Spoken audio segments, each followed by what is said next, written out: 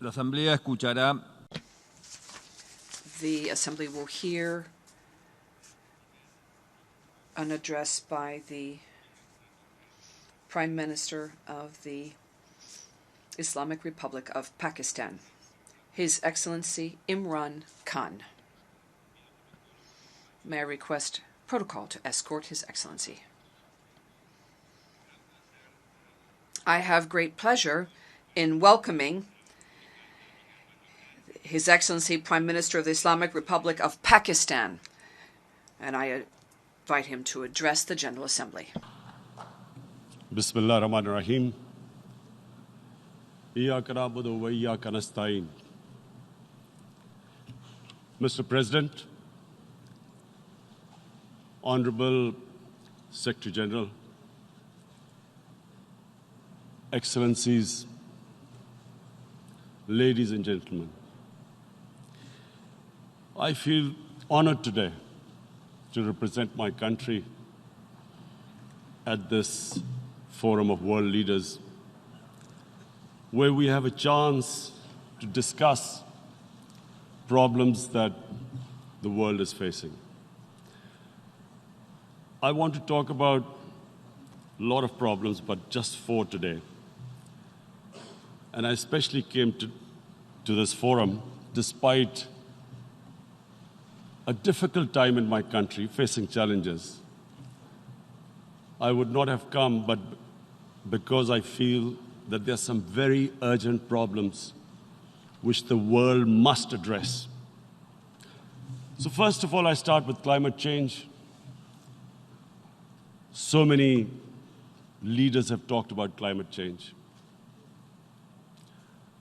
But Mr. President, I feel that there is a lack of seriousness.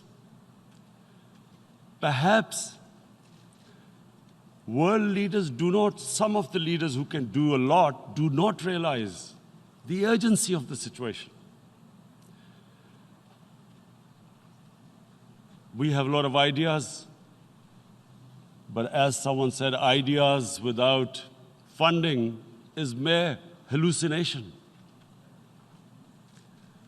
Pakistan, I'll give you start with my own country. Our country is amongst the top 10 nations in the world which are most affected by climate change. We depend upon our rivers. We are mainly an agricultural country. And 80% of the water in our rivers comes from our glaciers. The glaciers, not just on the Pakistani side, even India.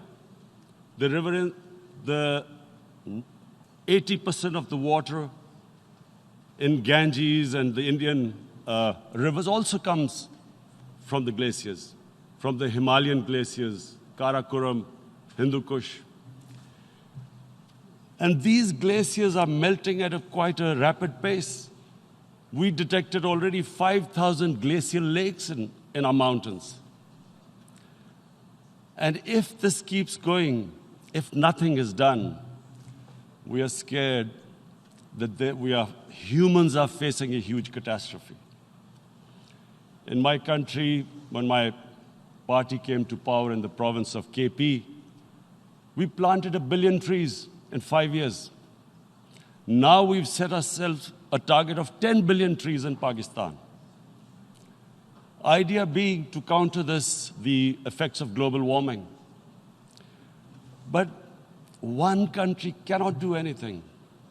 This has to be a combined effort of the world.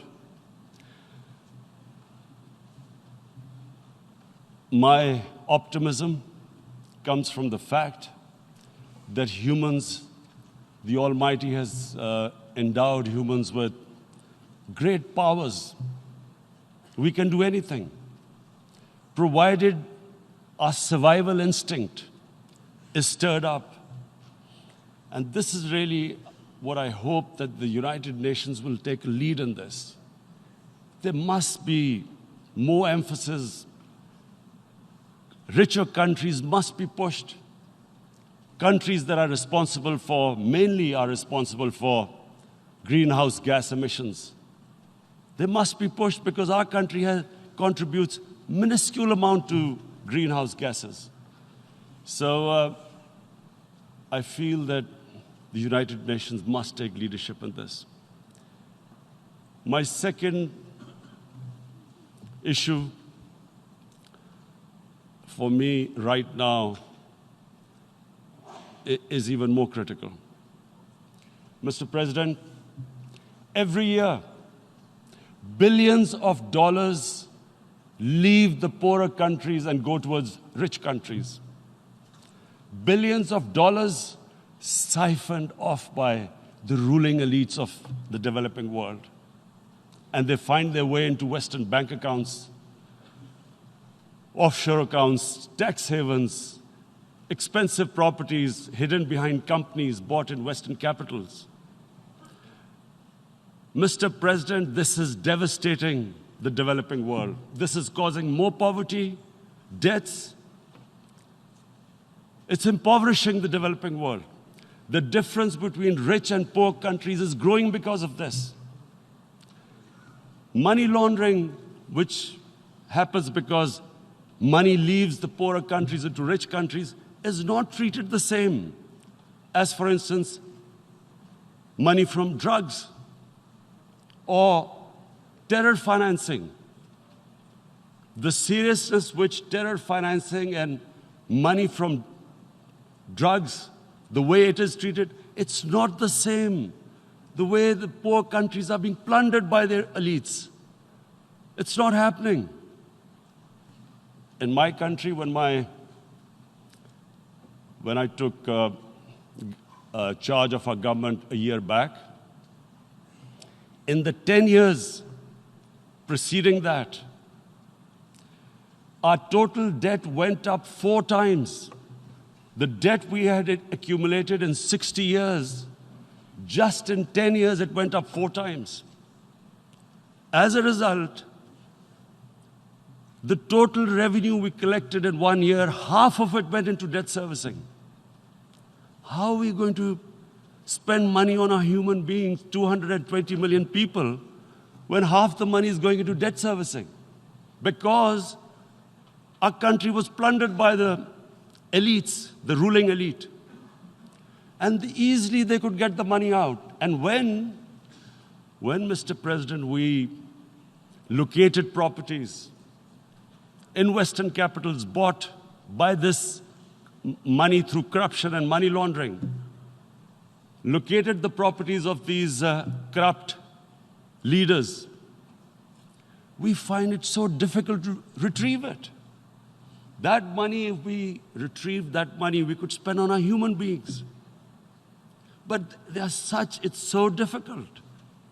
The laws protecting these criminals. We do not have the sort of money to have expensive lawyers and spend millions and millions of dollars. We need help from the rich countries. And, Mr. President, it's critical. The rich countries must show political will. They cannot allow this to happen.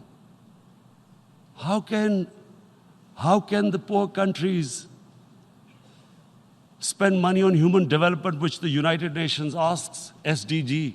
How are we going to do it when this money can easily leave our countries? So, unless the rich countries intend to build walls to stop economic refugees coming as we see right now, they must take action. They must take action now. It must be a deterrent. Corrupt ruling elites should not be able to take money out easily and park it into foreign bank accounts and into these properties abroad. And I never understand why. Why do we have these tax havens? Why is this allowed? Why shouldn't rich people pay taxes? Why is it legal to have these tax havens where you have these secret accounts? Because, the world is changing. The population of the world is growing. Sooner or later, you're going to have a crisis if the poor get poorer and the rich get richer. There is going to be a crisis sooner or later. So this is my second point. I hope that the United Nations takes a lead in this. It involves the IMF, the World Bank, Asian Development Bank. They must find a way of stopping this plunder of the developing world. My third point is Islamophobia. There are 1.3 billion Muslims in this world.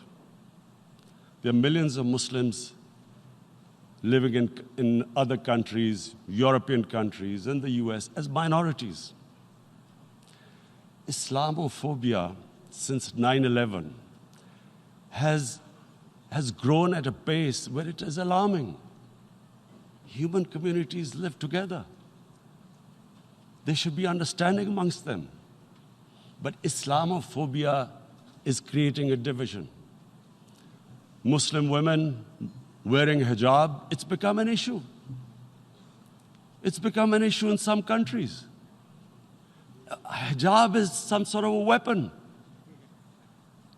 A woman can take off her clothes in countries, but she can't put on more clothes. How is this happening? Because of Islamophobia. And how did this Islamophobia start? After 9/11. And why did it start? Because certain Western leaders equated terrorism with Islam. Islamic terrorism.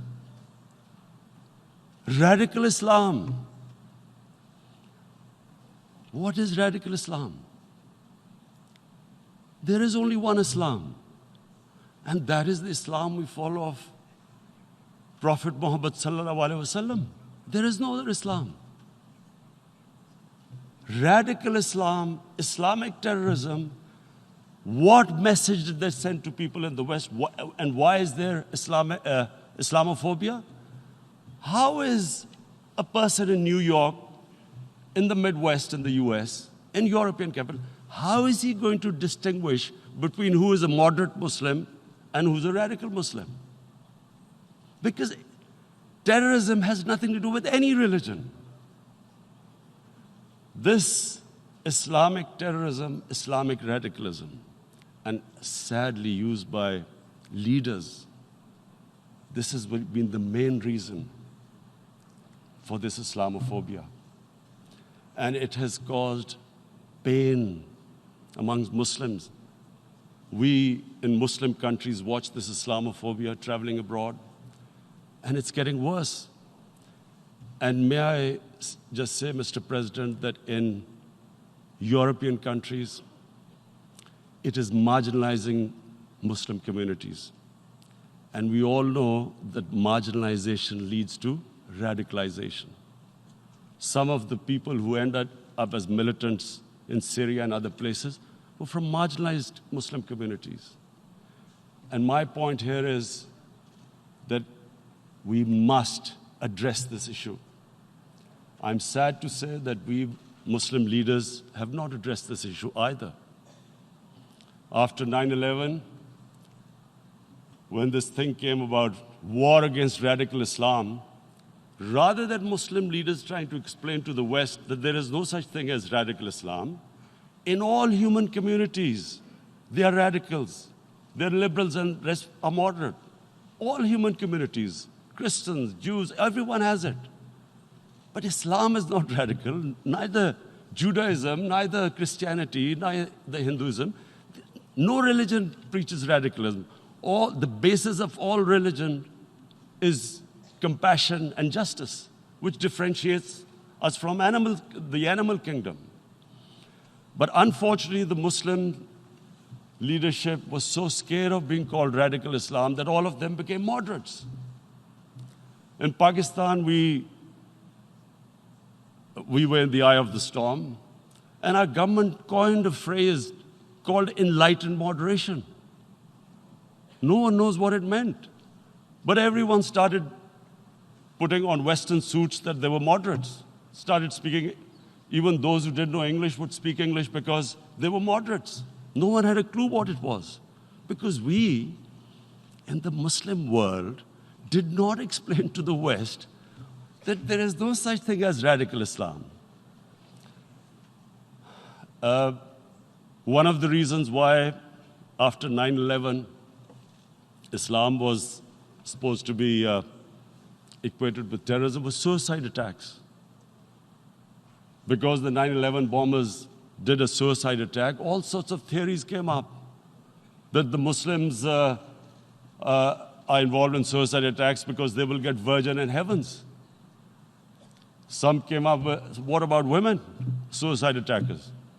So this bizarre thing happened. No one explained. Suicide attacks and Islam were equated. No one did research that before 9/11, the majority of suicide attacks in the world were by Tamil Tigers, who were Hindus. No one blamed Hinduism, and quite rightly. What has Hinduism got to do with what desperate people were doing in Sri Lanka? We all know we've seen films about Japanese kamikaze pilots at the end of the Second World War doing suicide attacks. No one blamed the religion. But here we were trying to prove we were moderates and not explaining to the West. But the most important thing I wanted to say here today, in explaining this Islamophobia, Mr. President, and I feel it's very important because I've spent, because of I played professional sport in England, I spent a lot of time there. So I know how the Western mind works and how West views religion. So where the misunderstanding about Islam came. And one of the reasons it caused Islamophobia. That was, in 1989, this book was published, maligning, insulting, ridiculing our Prophet Muhammad sallallahu alaihi wasallam. And there was a reaction in the Muslim world. The West couldn't understand what was the problem. Because in the West, because I have spent so much time in the West, religion is perceived completely differently. They don't look upon religion like we do. And so, Islam was supposed to be an intolerant religion. It was against freedom of expression. And Islam took a real beating 30 years ago. I still remember it became a watershed. And every 2 or 3 years, someone would malign our Prophet, peace be upon him. There would be a reaction by the Muslims. And again, it was Islam, an intolerant religion. Again, this time, I blame a certain section of the people in the West who deliberately provoked this, knowing the impact it would have. But the majority of the people in the West didn't understand. This is where, again, Muslim leadership let the Muslims down. We should have explained to them what our Prophet, peace be upon him, means to us. So in 1 minute, I'll try and explain what he means to us. Our Prophet was the witness to the divine book, the Holy Quran. The Holy Quran is the book of guidance for Muslims, and the Prophet's life was living the Quran. He was an example of what the Quran guided us to be. So he is the ideal we all try to get to. The Prophet created the state of Medina, the first state in Islam. That state was the basis of a Muslim civilization which became the predominant civilization for the next 700 years. And what was that state? I hear such strange things about Islam, that it is against women, it's against minorities. The first state of Islam in Medina, it was the first time a welfare state was set up. The state took responsibility of the weak, widows, orphans, poor people, handicapped. It taxed the rich, spent the money on the poor. The state announced that all human beings are children of Adam, hence equal, whatever the color of their skin. The state announced, the Prophet announced that, and slavery, the whole system depended on slavery as it did for many years in the Western societies. The Prophet said that one of the greatest deeds is to free a slave. But because the society depended on slavery, he said, but if you have to, treat them as an equal member of the family. And as a result, something happened in a Muslim world which hasn't happened in any other civilization. Slave dynasties appeared. Slaves became kings. The Mamluks, slaves who ruled Egypt. In India, there were slave dynasties. And then, with minorities, again, you hear that Islam is supposed to be against minorities. Let me just make this clear. In Islam, the Prophet announced that everyone was free to practice his religion. It was a sacred duty to protect the places of worship of all religions. He announced that every person is equal in front of law, whatever his religion or his color.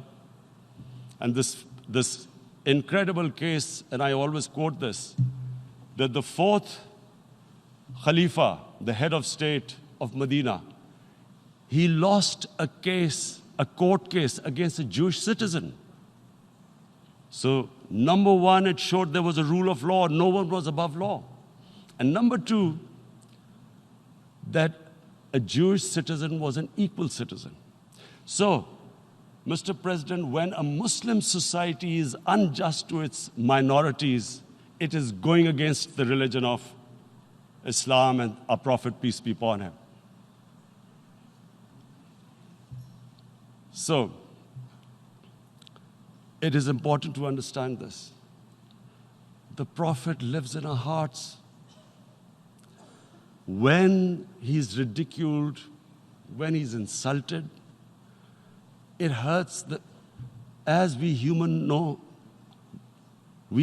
beings understand one thing: the pain of the heart is far, far, far more hurtful than physical pain. And that's why the Muslims react.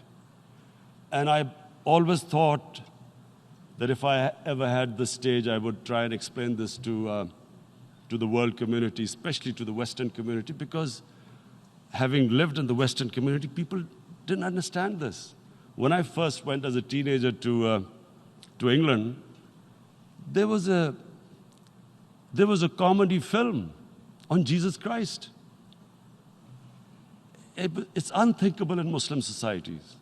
So we need to explain that, look, in a human community, we must be sensitive to what causes pain to other human beings. We have, in the Western society, and quite rightly, the Holocaust is treated with sensitivity because it gives the Jewish community pain. That's all we ask. That do not use freedom of speech to cause us pain by insulting our Holy Prophet. That's all we want. And now, the number fourth point, Mr. President, and this is the most critical point, is the reason why I especially came here. It is about what is happening in Kashmir. Before I go on this, I want to make one thing clear, that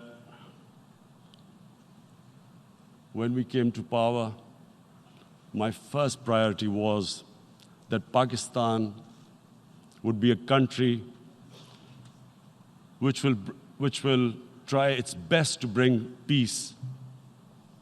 We had been through this war on terror. We joined the United States war on terror after 2001. And Pakistan went through one of its worst periods where 70,000 Pakistanis died and over 150 billion was lost to our economy. And Mr. President, I opposed the war because in the 80s, Pakistan had joined the Western countries in what was the freedom struggle then in Afghanistan against the Soviets. And it was funded by the Western countries.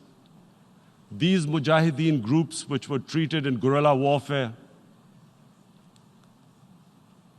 were trained by Pakistan Army, funded by the Western countries, and especially US, and they waged what was a freedom struggle in Afghanistan. The Soviets called them terrorists. We called them freedom fighters. 1989, the Soviets retreated. The Americans packed up and left. Pakistan was left with these groups. Come 9/11, Pakistan joined the United States in this war on terror. And now our government was supposed to, the reason why I opposed joining this war, because here we had indoctrinated them in jihad, meaning freedom struggle against foreign occupation. Now, because we had joined the US, and the US had occupied Afghanistan, now we were supposed to tell them that, no, this is not freedom struggle and jihad, it's terrorism. So that's why I tried to tell then government that, stay neutral because you will have leverage over them.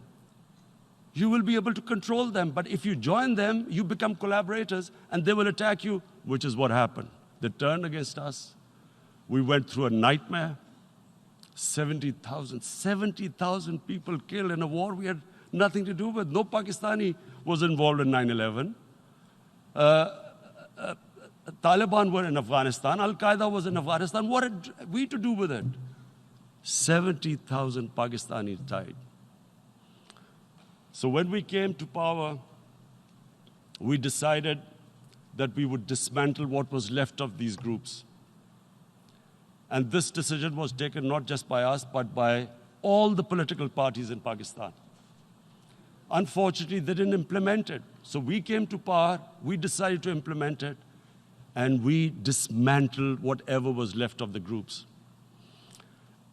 And I know that India keeps accusing us that there are these groups there. I would like the United Nations to send observers, see for themselves what we've done. No Pakistani government would have dared to do this because it would have created strife.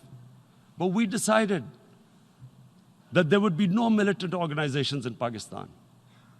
So I need to give you this background and to what I'm going to say later on.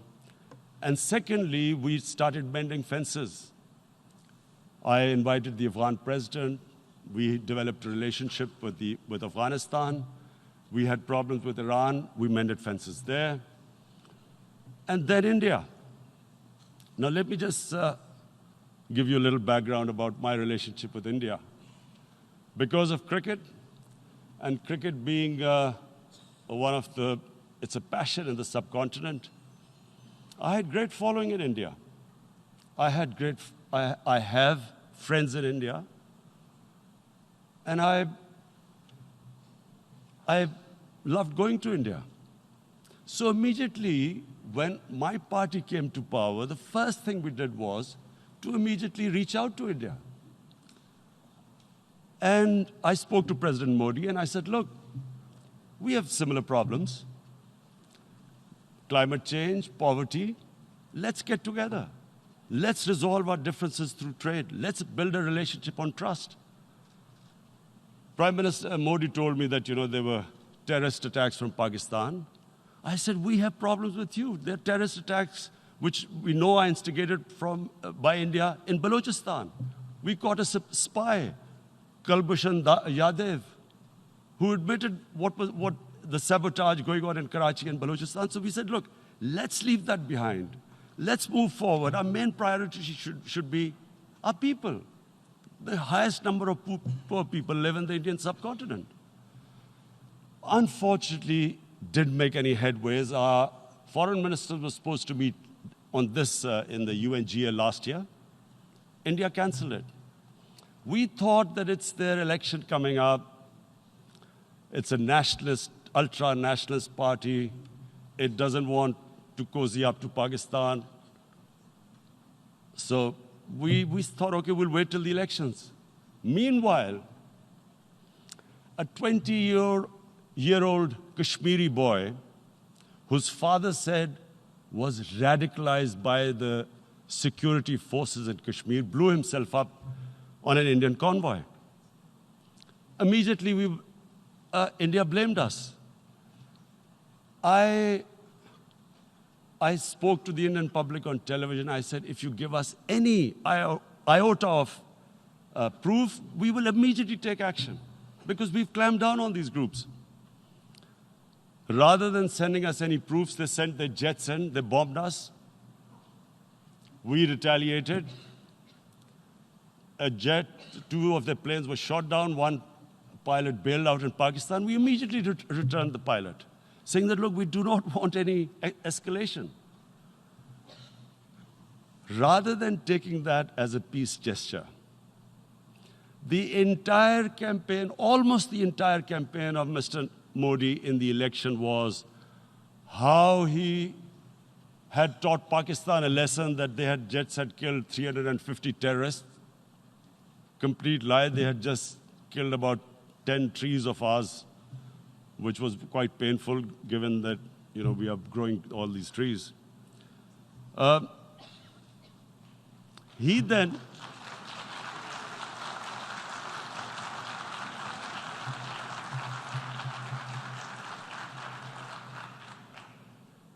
the election campaign, Mr. Modi used words like, this is just a trailer, the movie is about to start. I went into Pakistan and taught them a lesson. This was the election campaign.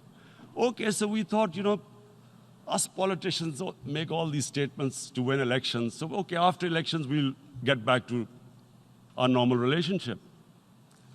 Well, the moment the elections ended, we approached India, no response, but then we discovered they were trying to push us in the FATF blacklist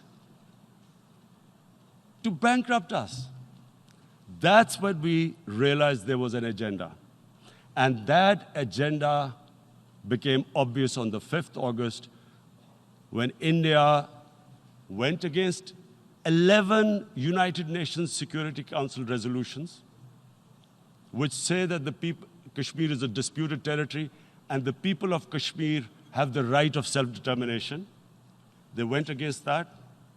They went against Simla Accord, which is about bilateral, sorting out our differences through bilateral means, went against that.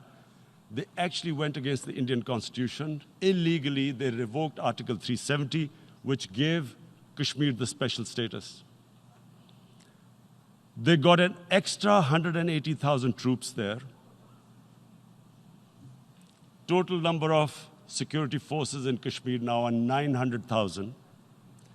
And they put 8 million people of Kashmir under curfew.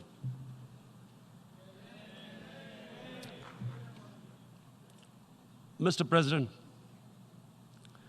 now I just briefly want to make the people understand, how can anyone do something like this? And for that, I have to explain to you what is RSS. RSS, Mr. Narendra Modi is a life member of RSS.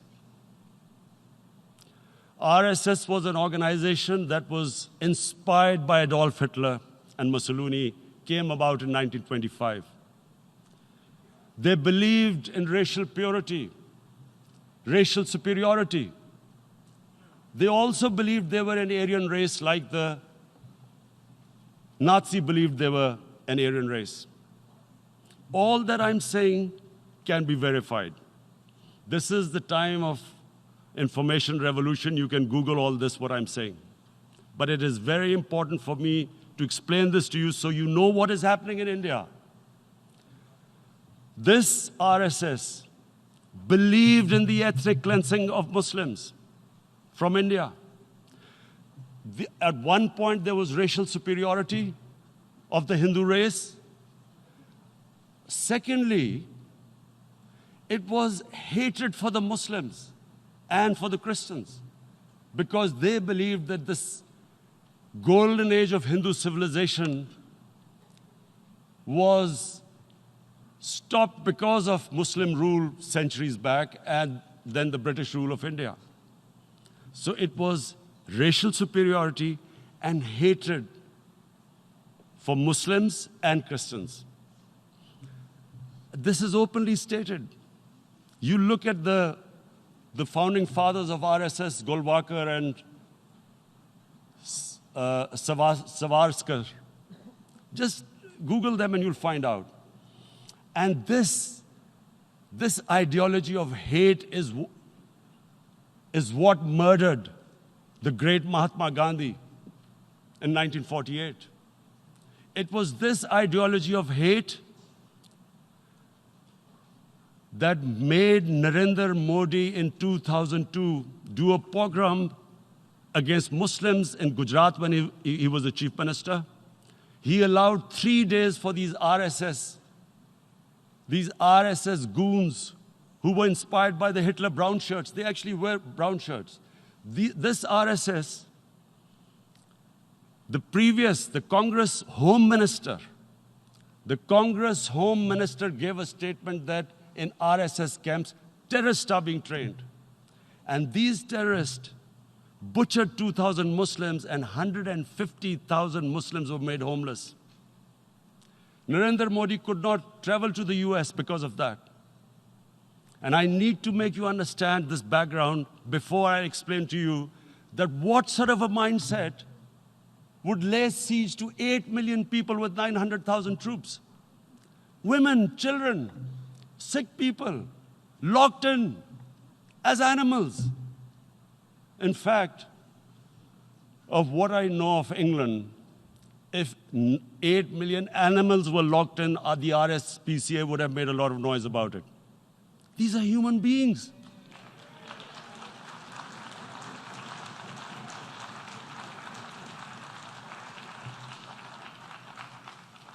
And Mr. President, what comes with racial superiority, these illusions of Aryan superior race, is arrogance.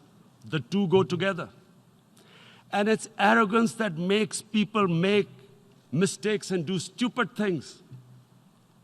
Cruel things like what Narendra Modi has done. It's sheer arrogance. And it's arrogance that has blinded him from the fact that what is going to happen when the curfew is lifted? Has he thought about it? This hasn't been thought through. What is he going to do when he lifts the curfew? Does he think that people of Kashmir will quietly accept the status quo because India has changed the constitution and taken away the special status? They'll accept that? Mr. President, 100,000 Kashmiris have died in the past 30 years because they were denied the right given by the United Nations, the right for self-determination. 100,000 have died and 11,000 women have been raped. There are 2 United Nations human rights reports on this. The world hasn't done anything because India is a huge market, 1.2 billion people. Sadly, the material prevails over the human. But this has serious consequences. Again, I repeat, that's why I'm here. Look, what is going to happen when the curfew is lifted will be a bloodbath. The people will come out.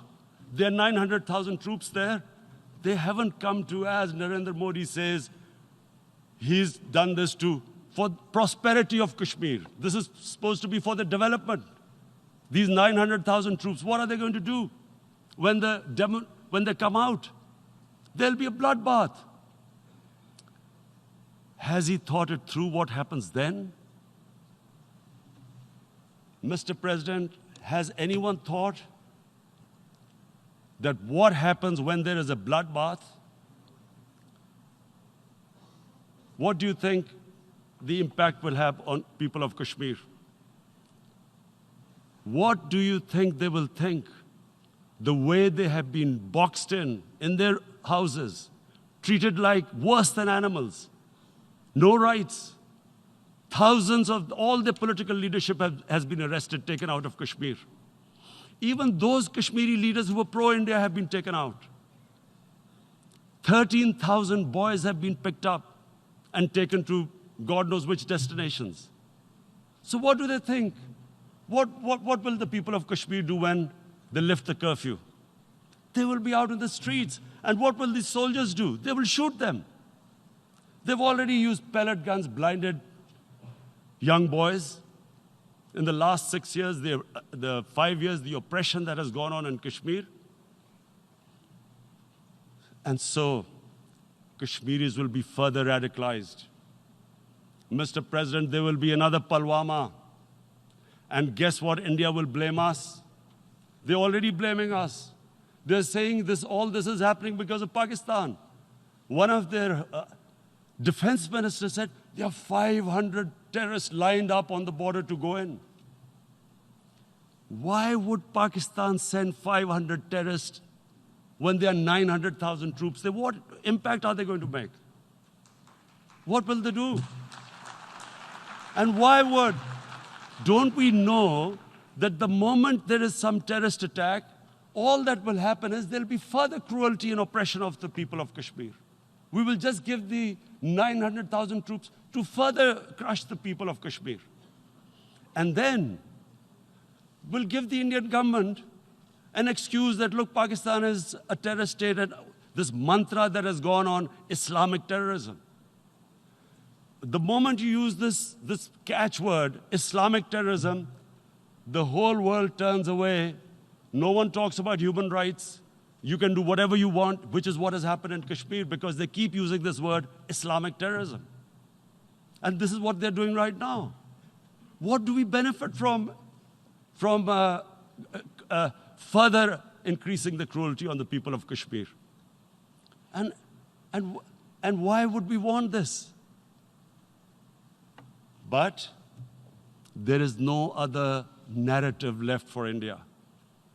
As when they lift the curfew, whatever happens, Pakistan will be blamed, and there is always a danger of another Pulwama. They might come and bomb us again, and then another cycle might start.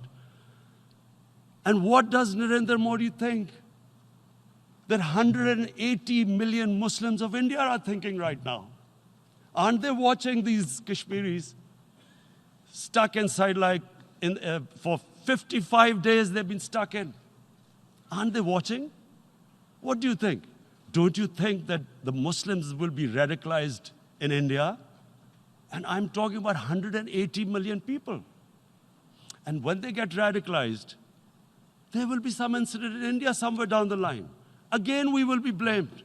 And I'm warning you right now, again, we will be blamed. And, Mr. President, what about 1.3 billion Muslims who are watching this? And they know that it is only happening in Kashmir because they're Kashmiri Muslims.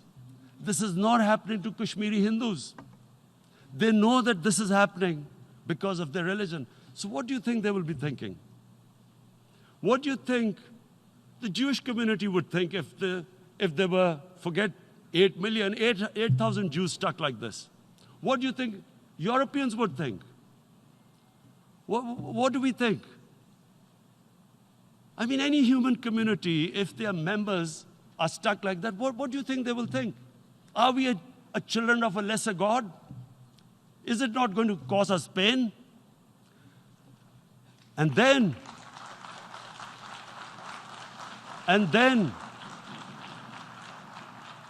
I'll tell you what will happen. People will, in the 1.3 billion Muslims, someone will pick up arms.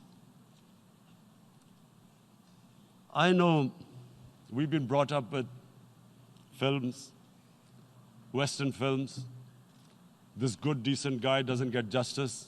he decides to pick up a gun and start seeking justice. There was a film made in New York, famous film called Death Wish. This guy gets mugged by and his family, his wife gets killed or something. He can't get justice. He picks up a gun and he goes around shooting muggers. And the whole cinema cheers him on.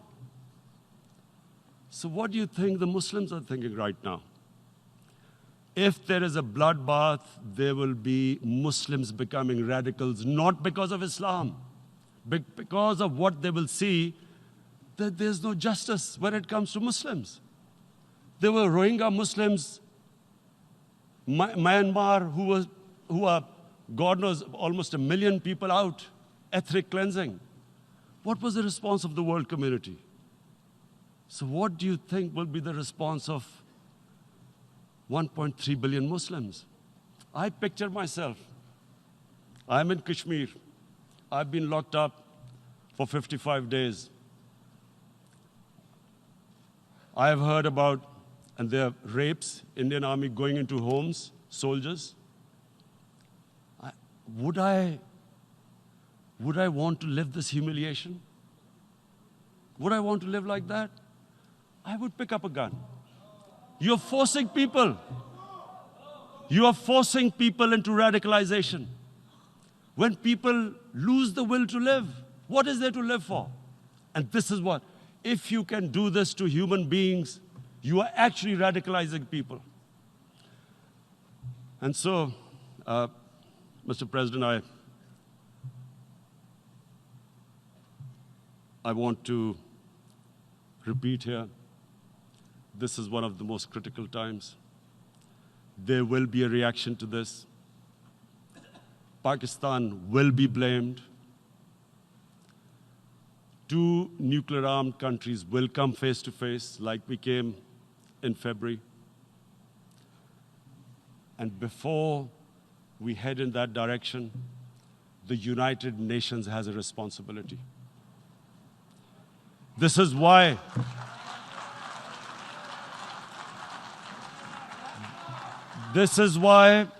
the United Nations came into being in 1945. You were supposed to stop this happening.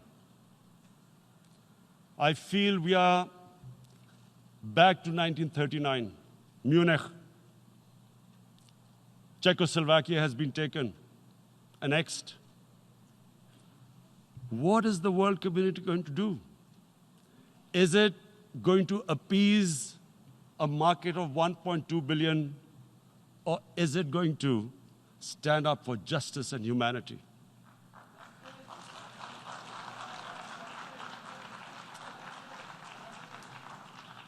If this goes wrong, you hope for the best, but be prepared for the worst. If a conventional war starts between the 2 countries,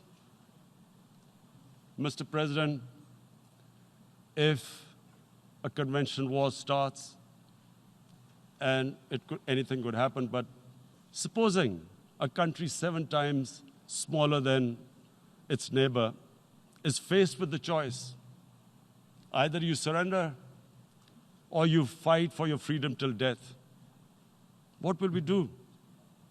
I ask myself this question.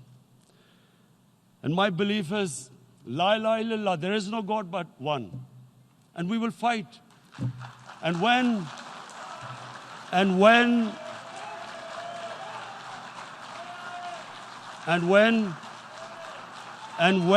a nuclear-armed country fights to the end, it will have consequences far beyond the borders. It will have consequences for the world, which is why I repeat I'm here. Because I'm warning you, it's not a threat. It's a fair worry that where are we headed?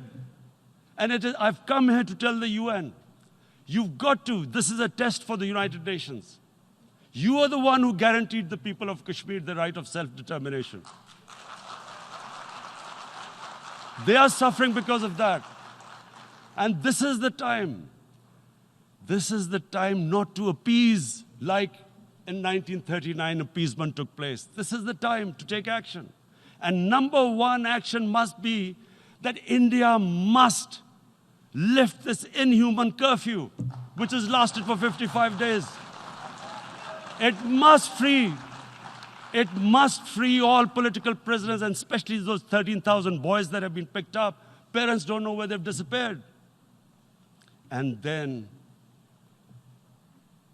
the world community must give the people of Kashmir the right of self-determination. Thank you. En nombre de la Asamblea General agradezco. On behalf of the General Assembly, I would like to thank His Excellency, the Prime Minister of Pakistan, and I ask protocol to escort His Excellency.